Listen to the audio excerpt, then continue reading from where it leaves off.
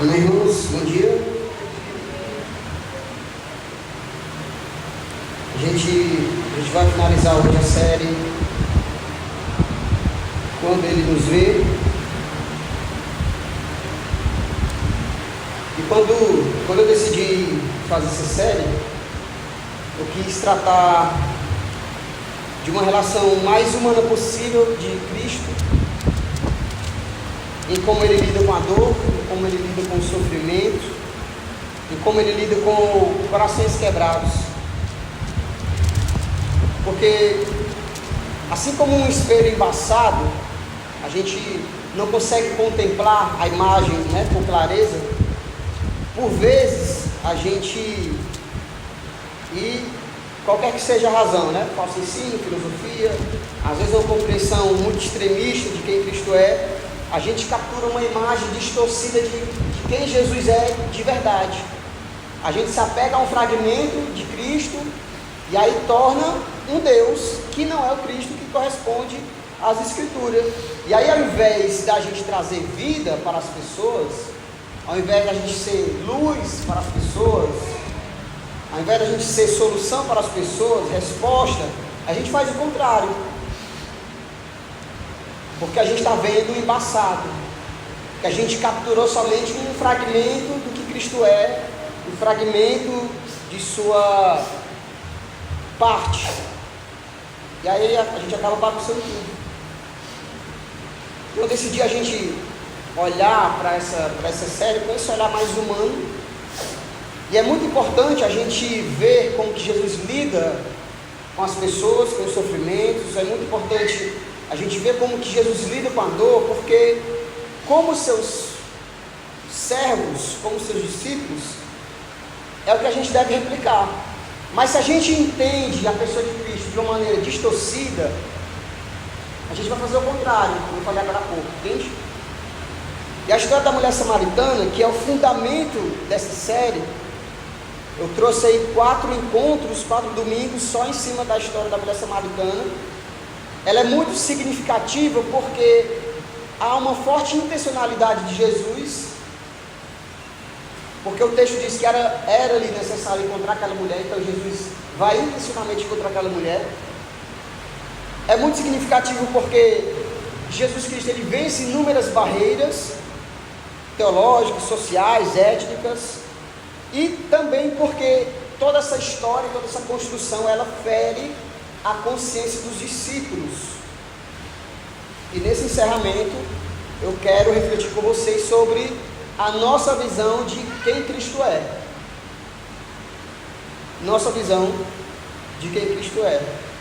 Eu quero provocar a partir do texto de Lucas capítulo 9, verso 51. Peço que você abra. É um texto bem pequeno. Nossa reflexão hoje vai ser bem breve, objetiva. Lucas capítulo 9, a partir do verso 51. O verso 51. Quero, por favor.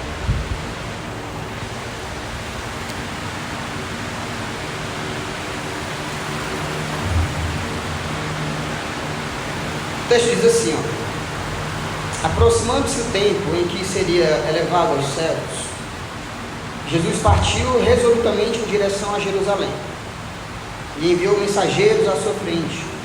Indo estes, entraram no povoado samaritano para lhes fazer os preparativos, mas o povo dali não recebeu, porque se notava que ele se dirigia para Jerusalém. Ao verem isso, os discípulos Tiago e João perguntaram: Senhor, quer que façamos cair fogo do céu para destruí-los? Mas Jesus, voltando-se, os repreendeu, dizendo: vocês não sabem de que espécie de espírito vocês são, pois o Filho do Homem não veio para destruir a vida dos homens, mas para salvá-los. E foram para o outro povoado. Senhor, nós te agradecemos por esse tempo, te agradecemos por esse dia. Obrigado, Senhor, porque a tua palavra ela é viva e eficaz.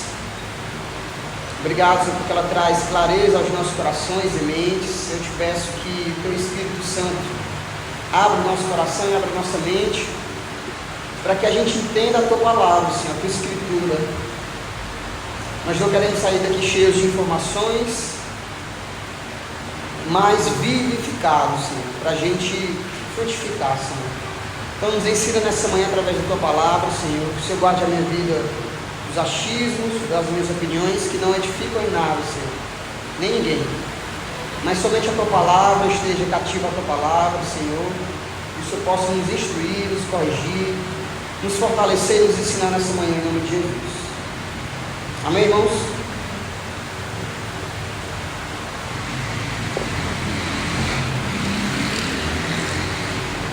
Então, como eu falei para vocês, se a gente não entender o Cristo a partir do que a Escritura diz, a gente vai fazer bagunça. A gente vai ver o que a gente vê nas igrejas e por aí vai. Por quê? Porque eles estão vendo a partir de uma ótica embaçada. Eles estão vendo a partir de uma ótica filosófica, pessoal ou extremista da coisa. Eles tiram um fragmento de quem Cristo é. Cristo é amor? Cristo é amor. Cristo é paz? Cristo é paz. Cristo é justiça? Cristo é justiça. Cristo é o Senhor? Ele é o Senhor. Cristo é pessoal? Ele é pessoal. Mas ele é tudo isso. Mas se a gente só pegar um fragmento do que ele é, a gente cria um Deus que não é o Cristo. Aí a gente vai criar um problema para a igreja. E aí, como eu falei na introdução, ao invés da gente ser luz para as pessoas, ser luz para esse mundo caído, escuro, cheio de trevas, a gente vai levantar uma bandeira, a gente vai supor que nós estamos defendendo o Evangelho, defendendo a causa do Senhor, a gente vai supor, mas na verdade a gente está fazendo só bagunça, que a gente está olhando só com uma ótica distorcida, uma ótica fragmentada. Por isso que a nossa reflexão de hoje é nossa visão de quem Ele é. E para a gente entender a nossa visão de quem Ele é, e essa visão ser mais clara, a gente precisa se despir das nossas filosofias, do nosso achismo, da ira do nosso coração.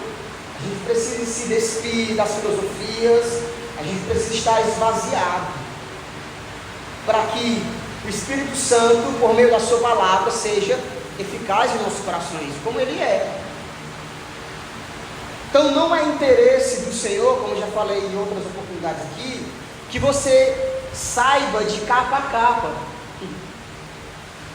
Não é interesse do Senhor que você trace um plano de leitura bíblica durante um ano e você cumpra a risca. Aí no final do ano você comemora, olha como eu li a Bíblia. Aí você já está enumerando, né? Olha, já li a Bíblia 5 vezes. Eita, como eu sou crente. Eita, como eu sou estudioso da Bíblia. Mas o Senhor não tem interesse nisso. Em dado momento da carta de João, ele vai dizer: vocês julgam ter nas Escrituras a vida eterna. Olha a loucura que Jesus está dizendo, aparentemente. Mas o convite do Senhor não é meramente para a gente conhecer, ser teologicamente profundo e conhecer a Bíblia de capa a capa. Isso não é suficiente. Mas há uma relação de esvaziamento, de preenchimento do Espírito e de clareza de quem o Senhor é. É muito importante isso, a gente entender uma clareza de quem o Senhor é. De igual modo, olha que loucura, é também muito perigoso a gente usar as Escrituras, a gente usar o nome de Deus, supostamente para defender a causa de Deus. É muito perigoso, porque no exemplo citado é isso que eles fazem. Você entende que o Senhor não precisa de advogados, o Evangelho não precisa de advogados, e aí porque surgem inúmeros advogados para defender a causa de Cristo, a gente está fazendo o contrário. Ao invés de ser luz, ao invés de chamar as pessoas para reconciliação, a gente está excluindo elas, a gente está segregando as pessoas, marginalizando as pessoas. Olha que loucura. Mas em nome, supostamente, da causa de Cristo. Porque veja só, olha o que Tiago e João sugerem para Jesus. O texto diz que eles estão indo em direção a Jerusalém. Provavelmente eles estavam na Galileia. Então eles estão fazendo o caminho contrário, né? Eles, no texto da mulher samaritana, eles saem de Jerusalém e vão para a Galileia, e passa por Samaria. Não porque geograficamente tinha que passar, mas porque Jesus decide encontrar o coração daquela mulher. Agora, provavelmente, eles estão na Galileia e vão para Jerusalém. Aí o texto diz que Jesus enviou o mensageiro na sua frente. Eles vão à frente, eles encontram um povoado samaritano para fazer os preparativos. Só que aquele povoado percebe que, na verdade, o caminho, o destino deles é Jerusalém e não aquele povoado. Aí o texto diz que, ao verem os discípulos, aliás, o texto diz que eles não receberam porque notaram isso. Não, eles não vão ficar aqui, eles vão para Jerusalém. Então a gente não quer papo com vocês, pode passar ré. Ele quer ir para cá? Não, eu deixo de vocês, podem ir. Aí, a partir do comportamento dos discípulos, a gente vai já ler aqui, eu pergunto para vocês, meus irmãos, em que parte da jornada de Cristo, em qual cidade, em quais encontros que Jesus teve, Tiago e João obtiveram esse retrato de Cristo para sugerirem tamanho absurdo? Qual foi o momento, qual foi a circunstância, qual foi o encontro que Jesus Cristo teve com alguém, com um povoado, que fez os dois discípulos de Cristo, que andavam com Cristo, que estavam sendo discipulados por Cristo, a sugerirem tamanho absurdo? Que momento? Que pareceu que Jesus queria isso, mas eles estavam caminhando com Jesus, mas eles estavam vendo os milagres, eles estavam sendo discipulados por Jesus. Aí, em dado momento, eles chegam no povoado, o povoado não quer receber eles, porque o destino de Jesus não é o povoado samaritano, é Jerusalém.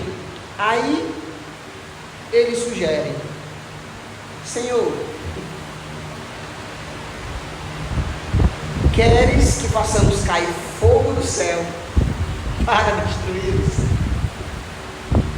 Vocês entendem o que os discípulos estão pedindo? Eles estão pedindo, eles estão perguntando a Jesus, e dentro de seus corações eles querem que o Senhor conceda. Eles querem que Jesus seja conivente com a proposta. Senhor, a gente foi no povoado, não querem te receber. Vem cá, o Senhor quer que a gente ore para que mande fogo e destrua todos eles? O Senhor quer que a gente mande matar todo mundo? E a resposta de Jesus é tão clara e de certa forma tão espantosa, que no final das contas ele diz assim, mais ou menos assim: vocês não sabem nem o que estão pedindo.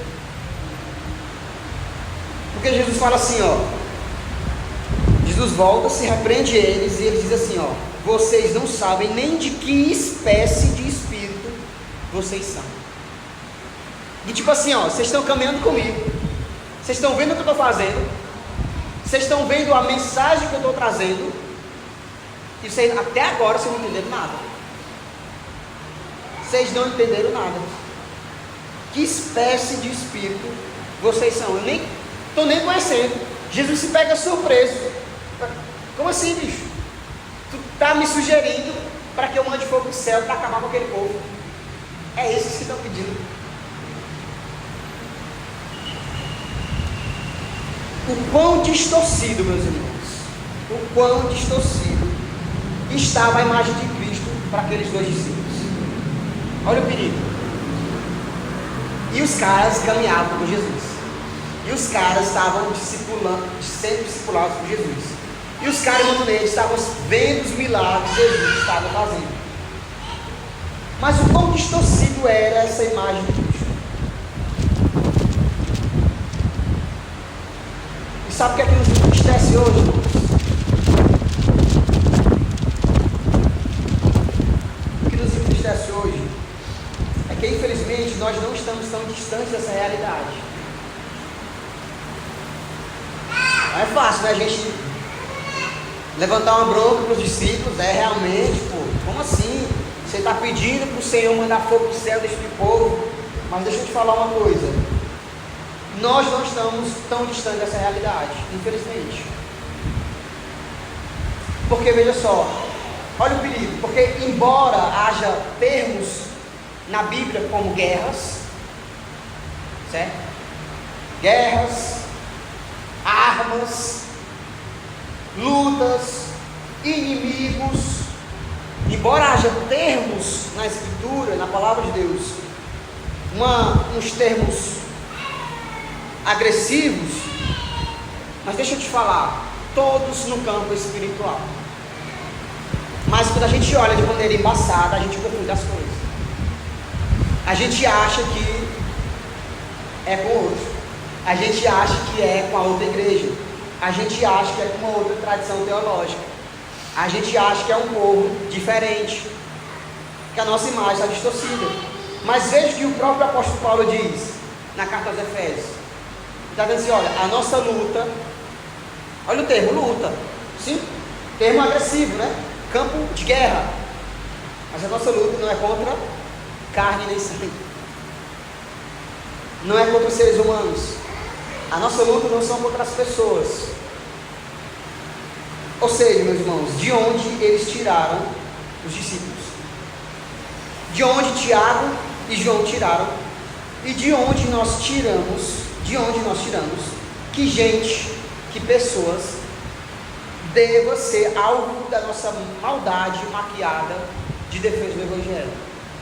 Da onde nós tiramos isso? Da onde nós tiramos, meus irmãos, o Evangelho dá legitimidade para a gente assassinar os irmãos? Onde, meus irmãos? E aí a gente abre o Instagram, a gente se assusta, porque o linguajar que a gente vê nas pessoas, principalmente dos pastores, é um linguajar de guerra. A gente se assusta. É um linguajar de tá comigo? Tá, se não tá, meu irmão, já era. Tu torce pro meu time? Tamo junto. Tu crê como eu creio? Tamo junto.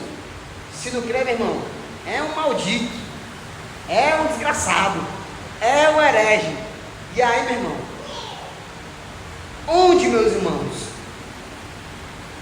o Evangelho, ao olharmos para Cristo, a Bíblia, a Escritura Sagrada, nos dá legitimidade para a gente, em nome de uma suposta defesa de fé, assassinar os irmãos, excluir os irmãos? Como eu falei do ano passado, né? Ser porteiro do céu. Não, tu vai, tu não vai.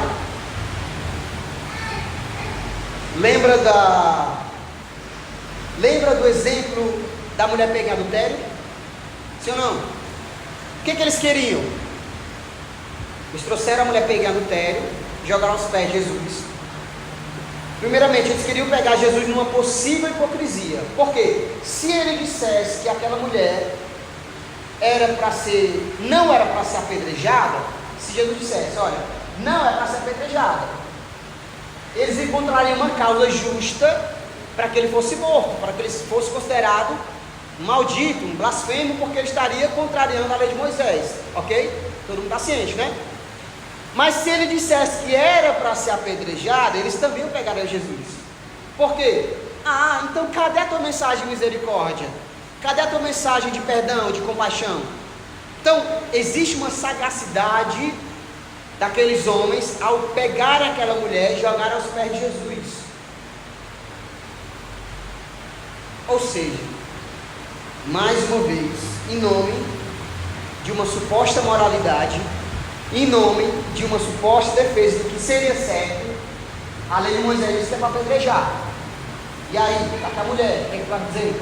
Então, em nome de uma suposta moralidade, em nome de uma suposta defesa da família tradicional, em nome de uma suposta defesa dos valores morais, éticos e por aí vai, facilmente nós desprezamos e descartamos as pessoas.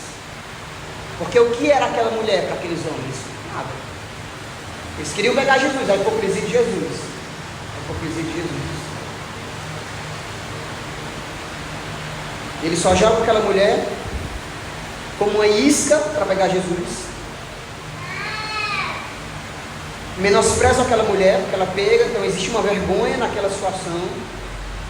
E facilmente eles desprezam e descartam.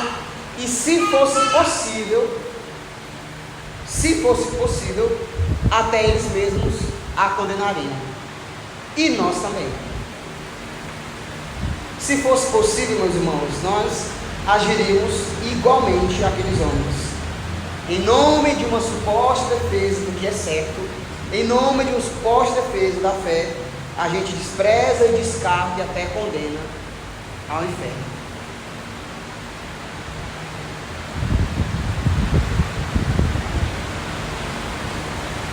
Porque infelizmente, como eu falei para vocês, é o que nós vemos. Mas olha que loucura. Você crê que a Escritura,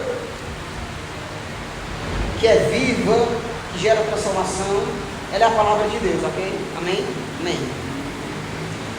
E essa mesma Escritura, ela diz que o nosso linguajar, ele precisa ser temperado com sal, para a gente poder responder e saber responder toda e qualquer questão, qualquer que seja a questão. Fala de moderação, fala de equilíbrio, fala de saber colocar bem as palavras. E aí, porque há uma discordância, não, eu acho que é por imersão, eu acho que é por aspersão, eu acho que mulher pode pregar, eu acho que não, eu acho que, aí meu irmão, ó, facilmente, cara, que loucura, a gente está vivendo, a gente despreza, já não é mais o irmão, não é mais o irmão, já perdeu a fé, perdeu a salvação. Mas tudo isso parte de uma imagem distorcida, embaçada de quem Cristo é. E nós precisamos aprender, meus irmãos, que obviamente não é que nós aprendemos com a maior expressão do amor. E a nossa reflexão é que ao olharmos para Ele, nós ajamos como Ele é. E o desafio, irmão Neide, é que quando Ele olhe para nós, Ele se veja. Esse é o desafio. É que quando Ele olhe para nós, Ele se veja. Porque quando Cristo olha para nós, quem Ele nos vê? Ou o que Ele nos vê? Nós estamos lutando por uma bandeira, nós estamos lutando por uma tradição teológica, nós estamos lutando por um moralismo, nós estamos lutando por uma tradição teológica, independentemente se nós ganhamos ou não os irmãos, porque o que é mais precioso para Cristo? É a gente vencer um debate ou a gente ganhar o coração de alguém? O que é mais importante para Cristo? É eu ganhar o teu coração? Ou eu, no final das contas, dizer, olha como eu venci um bom debate. Faz sentido isso para você, não?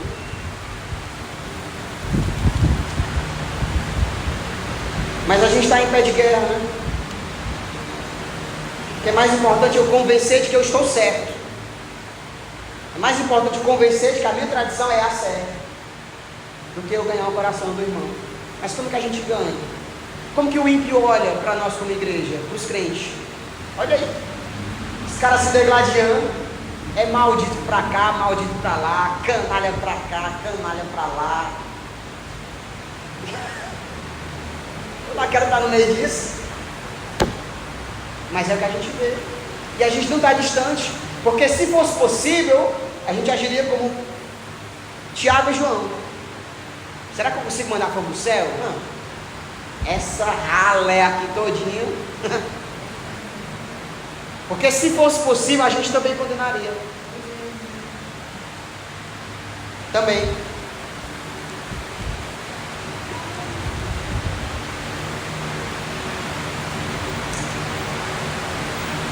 E o convite de hoje, meus irmãos, é a gente desembaçar a nossa visão. O convite de hoje é para a gente clarear o nosso olhar para quem Cristo é, para que então a gente possa agir como Ele é. Sem isso, é um Cristo fragmentado, é um Cristo segundo eu acho que Ele é. Você entende? É um Cristo que diferente. Mas quando nós olhamos para quem Ele é, nós somos transformados. E aí Ele passa a nos enxergar como Ele deseja, como Ele espera. E para finalizar essa série de sermões, nada melhor do que a gente olhar com a imagem para a imagem clara de quem de fato Ele é. Eu quero ler o texto com vocês de Filipenses 2. Você, por favor, abra Filipenses 2.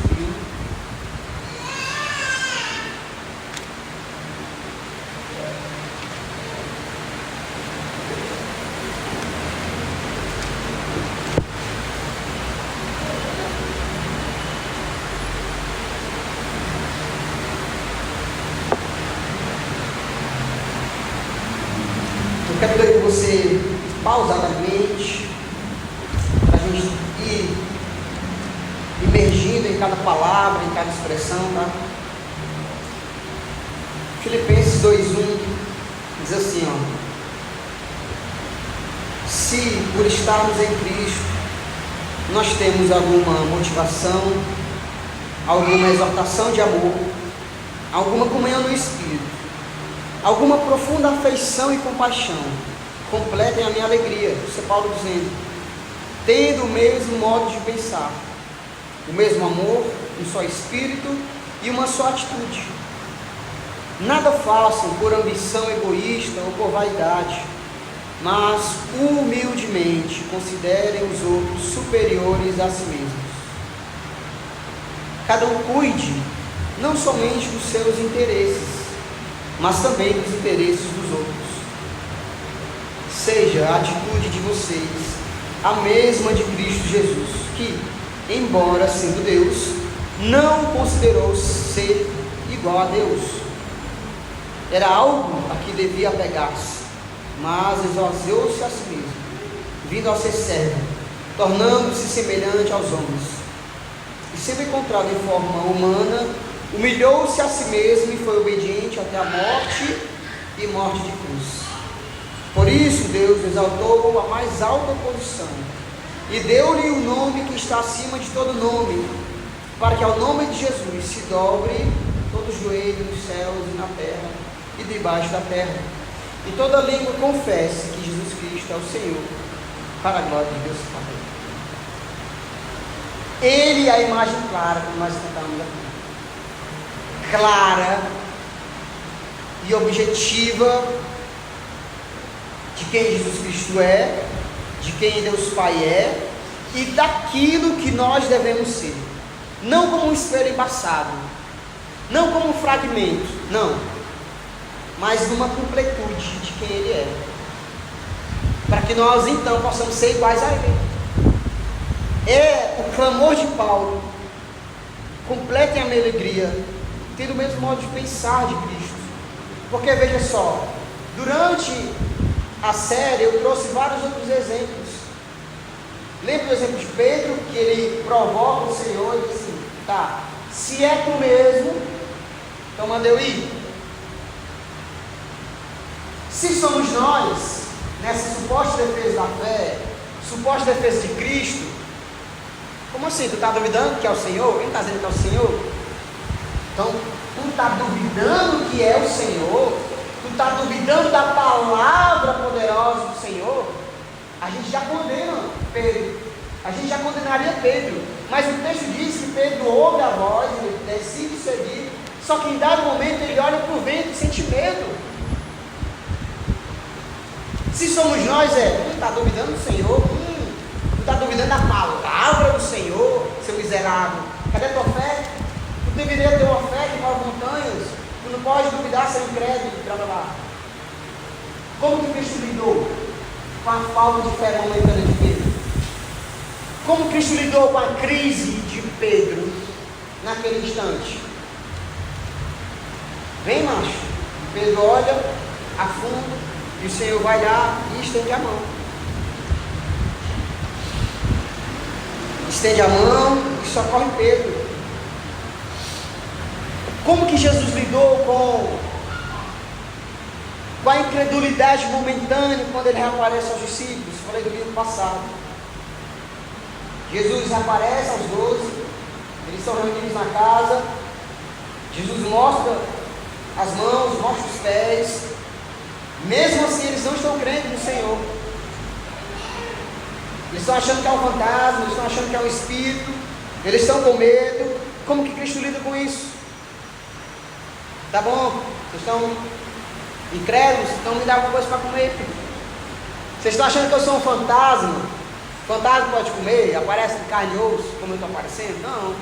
Então me dê alguma coisa para mim comer. E o texto diz, Daniel, que eles trouxeram um pedaço de peixe assado.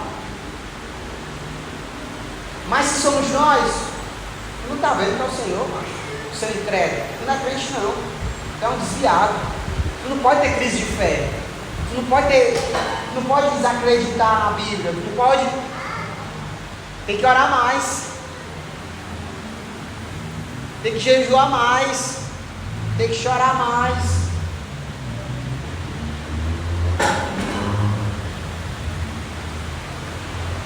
Se somos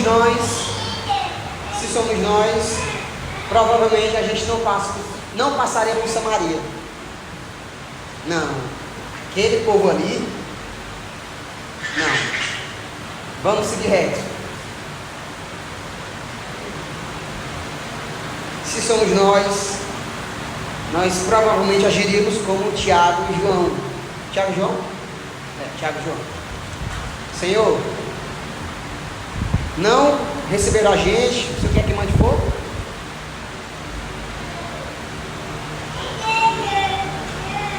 Mas o que a Escritura revela, meus irmãos, é um Cristo que se esvaziou de sua glória, é um Cristo que se humilhou e foi obediente até a morte de cruz. O texto diz que, embora sendo Deus, ele não quis ser Deus, ele quis ser homem. Ele intencionalmente procurou sentir as nossas dores, para saber lidar e para nos ensinar também a agirmos como Ele, com compaixão, com misericórdia.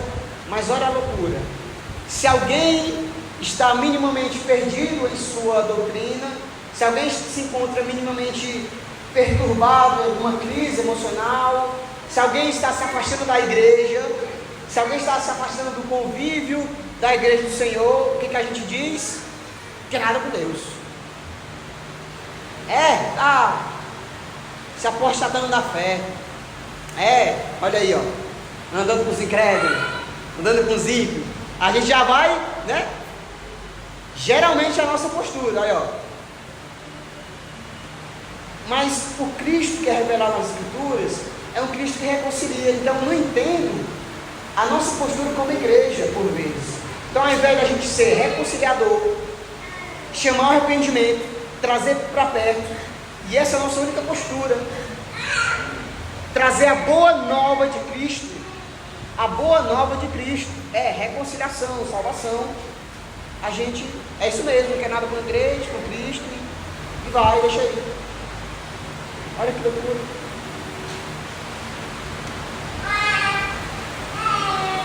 Para encerrar, meus irmãos, eu trago 2 aplicações somente, tá?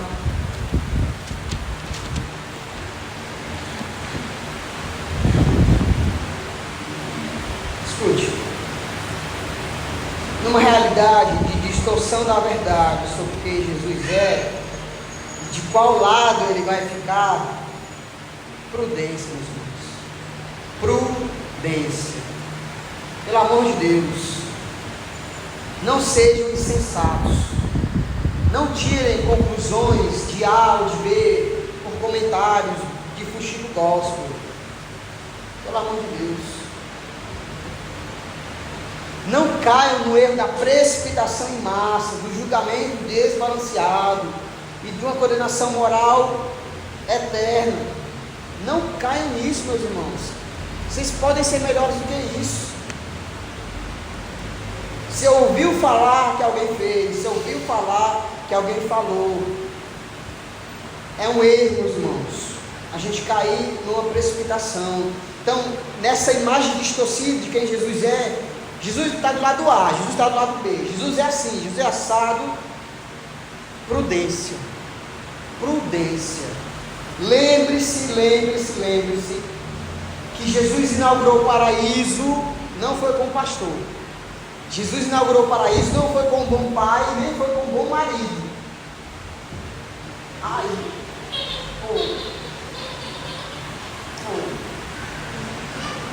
Bernardo.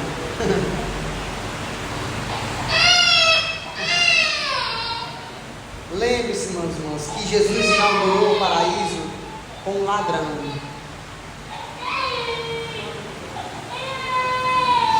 Ou um ex-ladrão, né? Que estava arrependido. Calma aí. Ele diz: olha, nós merecemos estar aqui. Então um está consciente. O outro despreza o Senhor, mas não está consciente. Nós estamos pagando o que nós fizemos de errado. Ok? Não é por causa disso que a gente vai fugir da cruz, né? Não é por causa disso que a gente vai meter o louco, não. Mas Jesus inaugura o paraíso com um ex-ladrão, ou com um ladrão arrependido. Não é com o pastor, não é com o levita, com o sacerdote, com o bom pai, com o bom marido. Ele diz: olha, ainda hoje estarás comigo no paraíso. Isso quebra o nosso conceito de moralidade. Não, o correto é a família A. Não, é assim, assado. É não. Isso não é importante para o Senhor. Não é. O coração é. O coração é. Independente de quem seja, do que seja e do que tenha feito. A gente precisa estar ciente disso. Segundo e por último, não importa o nosso estado, não importa o estado em que nos encontremos, não importa quem seja, não importa o que ele ou ela tenha feito, ele é o nosso refúgio bem presente. Nós não fomos chamados para vencer debates, nós não fomos chamados para empurrar a goela abaixo tradição teológica. Nós não fomos chamados para converter ninguém. Nós não fomos chamados para ser chato. Não. Nós somos chamados para ver uma vida que glorifica a Deus e testemunhar de Cristo. Testemunhar dessa boa nova. Porque não é pelo muito falar que eles serão ouvidos. Não é por força nem por violência. E nem vencer debates, testemunhando. E se nós não olharmos para quem Cristo é de fato, a gente vai agir como os amigos de Jó, a gente vai agir como Tiago e João, a gente vai agir como tantos outros exemplos do que nós não devemos ser. Ao invés de chamar a reconciliação, a gente vai estar afastando as pessoas. Ao invés de a gente lutarmos para trazermos a boa nova, a gente vai estar preocupado com esses debates. Ao invés de a gente se importar com o que de fato transforma a vida de quem está perdido, a gente vai estar se preocupando no melhor argumento.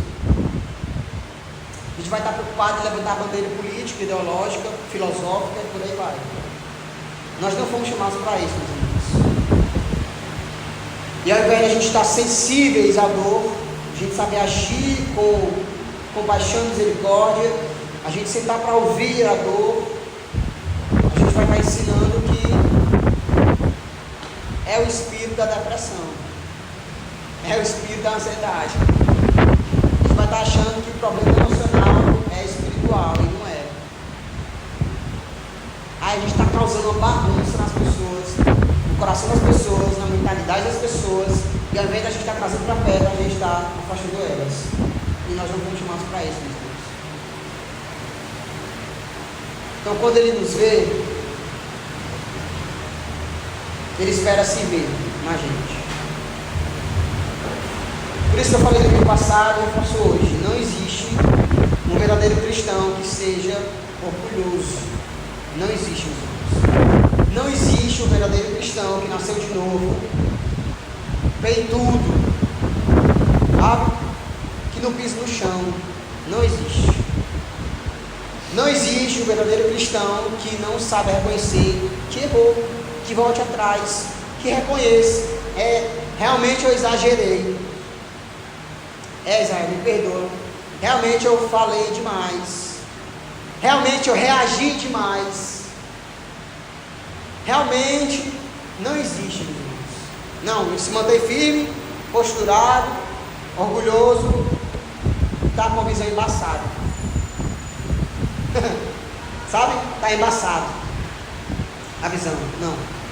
O verdadeiro cristão que nasceu de novo, ele curva a cabeça, ele volta atrás. Lembra que o texto diz? Não é por egoísmo nem vanglória. Ele não está buscando se. Ele não está procurando aparecer. Ele só serve. Ele serve porque ele entendeu. Ele está procurando honra, glória, aparecer. Olha, aniversário do pastor e a igreja não fez um aniversário para mim. Aniversário do pastor e a igreja não me deu os parabéns. Ele não está procurando isso. Ele já entendeu. Amém, meus irmãos?